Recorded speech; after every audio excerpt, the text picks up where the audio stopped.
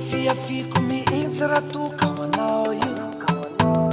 kaza misalasala fizay efa vonona tramo faranya kana amoronako ny tsisy aza toko na anaovako ny tsy fanoko tsisy miala eo satria tiako ianao ka tsy azoko verana raha tomarary anao atsoza dokotera ivoyazy anao dia zany sofera fitiavana ny ilaina aty amiko ny afera za mihitsy ny tompony sanatry mpanera adireno zay tsy ampiapiko ho ataoko fa za miaya niasambatra anao faniriko malalaka laingany akoatra saya tsy maninona fa ikopiko fefa niady ao atramizaya kaza misalasala fa niady efotry saya mbola manana betsako menanao za betsako menanao raha mbola fitiavana aty misy tsy lanolanino mbola manana betsako menanao za mipetraka ho anao ka ny foko mihitsy no efa nafoko anao reritino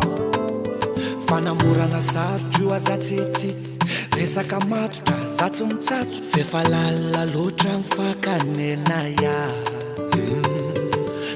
fakotranao zany tsy ilaiko mihitsy babasy mamanay ianao ny dinovinanto raha nianararoatra anao zany tsy mba zaya ka ho kalokaloko mihitsy de vetsovetsoko ataoko manako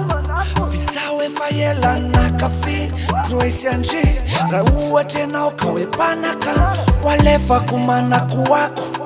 averiko tsy akiato fitiavana zato isanjato no efa voatokako ho anao ato ateneno zay tsy ampiapiko ho ataoko fa za miaya niasambatra anao faniriko malalaka laingany akoatra saya tsy maninona fa ikopiko fefa niady ao atramizaya kaza misalasala fa niady efotry saya mbola manana betsako menanao za betsako menanao raha mbola fitiavana aty misy tsy lanolanino mbola manana betsako menanao za mipetraka ho anao ka ny foko mihitsy no efa nafoko anao reritino